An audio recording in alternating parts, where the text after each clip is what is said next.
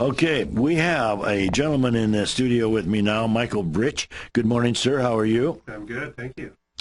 So your title is, you work for the Tuolumne Valley Water District. And many years ago, I recall, they said we need more water. We have a lot of water for Washington County now, correct? There's multiple supplies right now. Yes, yeah. But then somebody says we're going to have to get some water somewhere, and so they started talking about Willamette River, and that was not even a topic that was liked by anyone. So how can you take river water and expect us to drink out of it? So give us a little, the last 15-year, bring us up to date, will you? All right, I'll try here. So actually, the Willamette River is a great raw water source, right? It's not what you drink. What comes out of the river goes through an advanced treatment system, but it's a really great water source to begin with. And actually, Tuolumne Valley Water District and others in the area have been looking at multiple options for long-term sources over the years. And quite frankly, the Willamette was being considered as far as 40 years ago. So it's not a new concept, yeah. And TVWD has water rights on it that go back some time. And, more recently in 2011-2013 timeframe, there was a process, open public process, where a number of sources were evaluated for the region, and based on economic and non-economic factors, the Mid-Willamette was selected. And so we're really excited about that as the next source for Washington County. And so when I first got into it, by listening to some of the friends at the Washington County, it was just 5 or 6 years ago, and it was really getting underway, and it's going to go some thoroughfares. It's going to come out in, I guess, the south side of Sherwood and Yeah. So it's a large infrastructure project, largest infrastructure project probably in the state right now. It starts down at the Willamette River in Wilsonville. It has over 30 miles of large diameter pipe, up to 66-inch diameter pipe. So 5 feet is 60 inches. Right? So 5.5 feet. Wow. Yeah, so we have that pipe going in the ground in a kind of a joint project with Wilsonville right now, which is really a great benefit to both us and Wilsonville to share costs and build a new road and put the big water pipe in at the same time. So a 5-foot water pipe, what material is it made of? It's made out of welded steel, and actually it's domestic steel. The pipe is manufactured in North Portland, and it's local contractors doing some good work. 5 feet, and then it gradually will get skinnier? Yeah. So as you go farther into the system, and it goes all the way up to Highway 26, and then a eastern leg. But yeah, as you get bigger and as you go farther along and you start taking water off, the pipe diameter gets smaller. So, the smallest size might be anywhere from 2 to 3 foot diameter. So it goes up to Highway 26. I didn't know that, but down here, like closer to Wilsonville and then Sherwood, it doesn't turn west and come through the middle of Washington County? It ends up kind of going through, kind of the middle of Washington County. So the current route that we have planned would follow Tuolumne Sherwood Road, and we're looking at doing that as a partner project again with Washington County, where they'll do some road widening at the same time, and then it'll turn north up Roy Rogers Road, and right at that north end where it hits Shoals, again there's a big road widening project to support all the development. We'll be putting our pipe in the same time there, and then it'll kind of follow around the west side of Cooper Mountain. We'll have a couple large reservoirs up on Cooper Mountain, and then generally follow Cornelius Pass Road up to 26. So then you're going to go pretty close to the new school that we just talked about with the superintendent of Beaverton. Yeah, we're right on the street just to the south of that. Yep. Mountainside. Okay. So, like, you're going to be using what's the name? Shoals Ferry. Shoals Ferry. You're going to. So part of our alignment goes on Shoals Ferry. We're looking at ways to kind of minimize impacts as we kind of get through that intersection, go to the west, but it's mostly going to be off to the side of the road, we think. So, yeah. And if it how does water go up to, if you go on up to Sunset Highway, Highway 26, you're going to have some. Yeah. So do you have pump houses? Oh yeah, there are some large pumps associated with this project. So the first big set of pumps will be down by the Willamette River in Wilsonville to lift kind of the raw water, and those are up to almost 2,000 horsepower pumps. So a huge pumps, and then we have a treatment plant that we're planning kind of along the way, and then once it goes through its treatment process, there will be another big set of pumps to pump it up to the storage on Cooper Mountain. I spent a weekend, we lived in Alaska for a short time, but we were up in Fairbanks to fly into a fly fishing lake.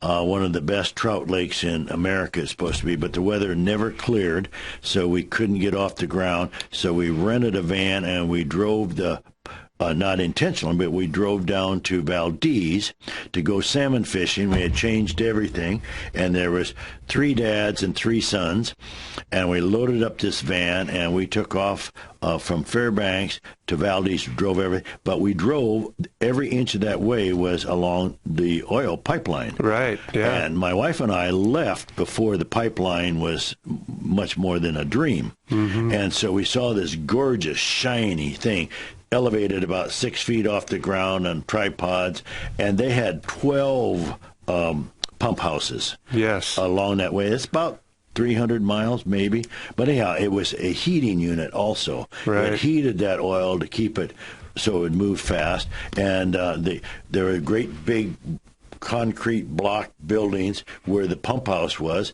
that was a heater as well. Yeah. Bring that oil in and warm it up and shoot it out. Yeah, I'm actually from Alaska, so I probably drove all those roads that you're talking about. Amazing. Yeah. And then watch it climb a mountainside, and then all of a sudden it disappears. Say, where'd the pipeline go? Where'd the pipeline go? Well, it went underwater, under a lake, and man, what an idea. And one of the things they did with that pipeline when they designed it was kind of leaders in designing for seismic resiliency. So, growing up in Alaska, I've been through lots of earthquakes, and yes. But more recently, now people are aware that the Pacific Northwest is kind of a seismic region, and so that's another one of the real important benefits of this new infrastructure is that we're designing it to be seismically resilient, and so really applying the latest design standards to, then have a reliable source of water, whenever that next earthquake does happen. I called back there when I left the radio and TV side to it, and I was real buddy with the news director there, and I says, hey, we just had an earthquake. I think we were in Spokane, maybe we were in Seattle at that time.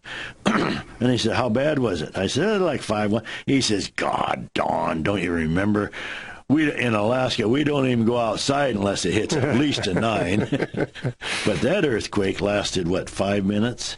The 64 earthquake up there? Yeah, it was several minutes. And that's where the damage really came. Right, yeah. And my family was all up there before when that was happening. I was born just after it, but, talking to them about what was it like, going through it, and it was pretty scary, But, one of the things that kind of the takeaways for me from an engineering standpoint, it's really important to understand, what the ground is like, where your infrastructure is. So downtown Anchorage, everything kind of liquefied and slid.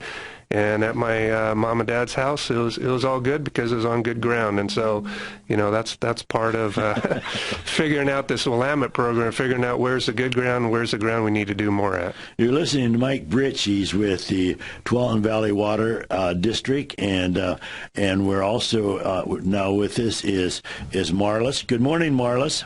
Good morning, Don. How are you? Marlys Mock. Where did the name Mock come from? What country? I'm German, mostly. So, yes, we think it was probably longer than that and cut off at some point, but yes. We all were cut off. Good immigrant story. And what is your role on this water from the Willamette River all the way to where it ends?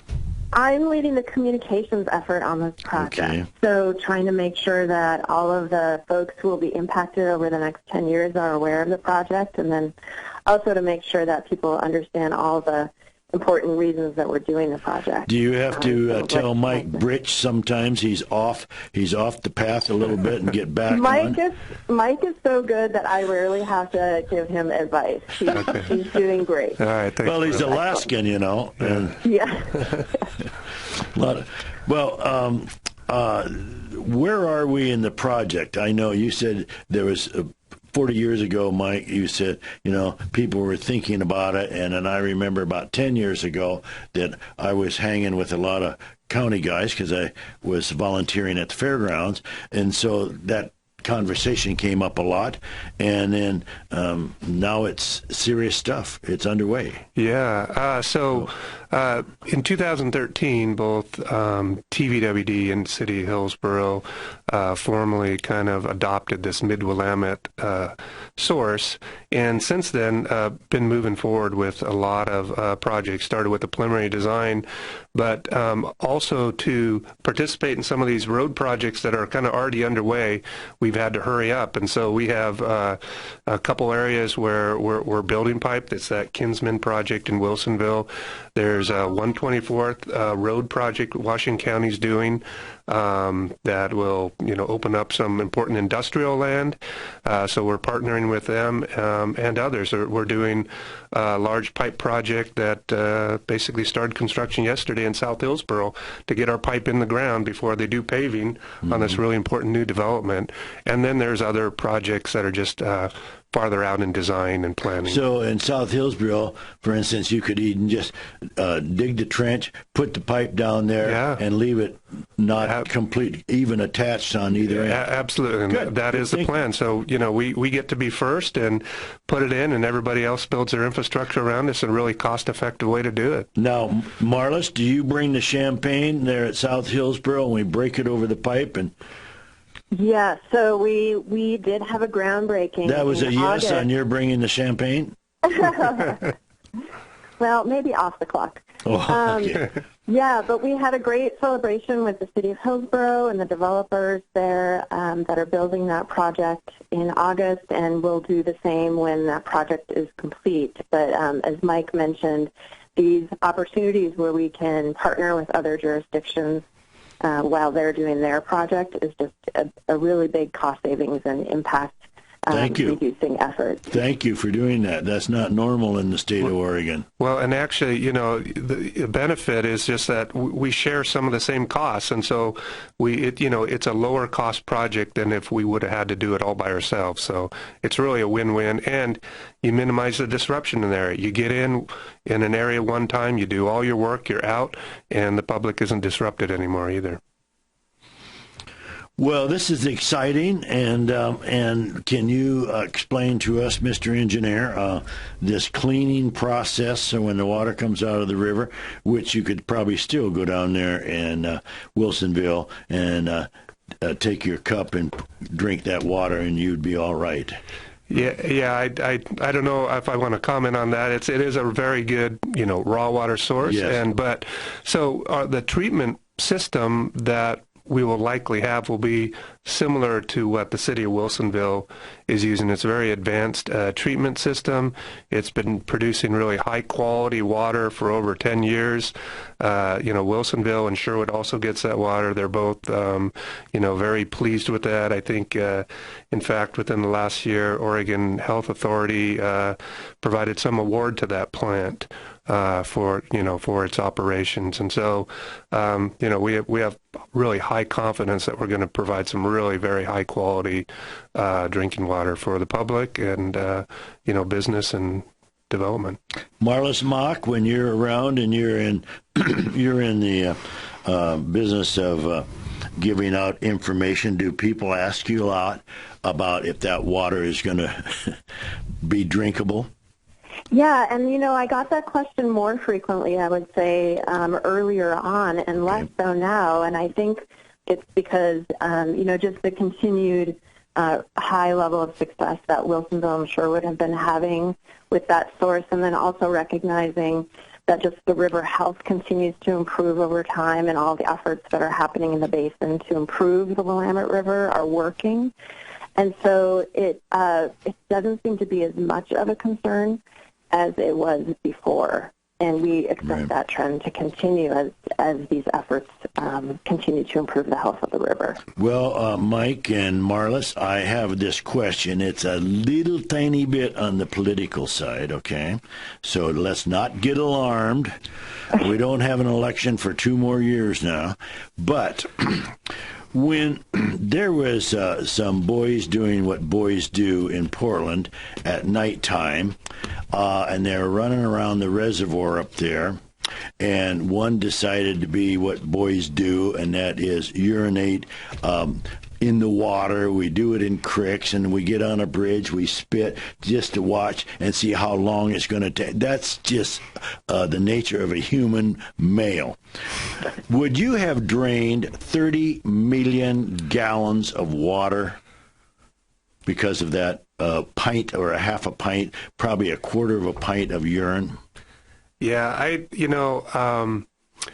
don't know all the details that were related to that. I don't know if I really want to kind of speculate on on that per se.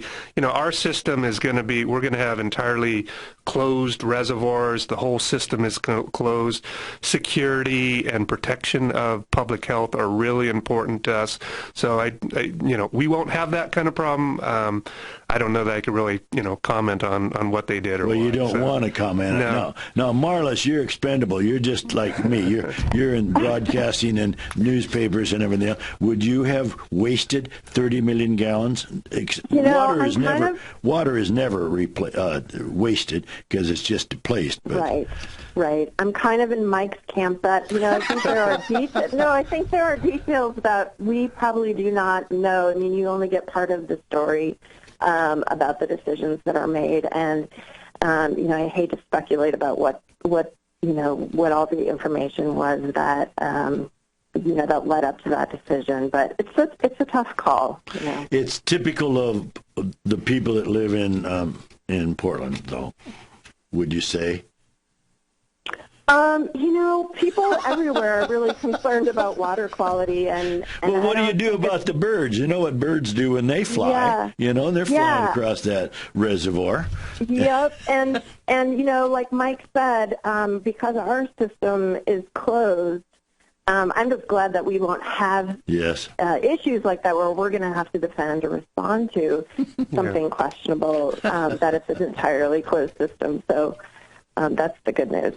Well, let's start from the beginning, and we have just a couple more minutes to go.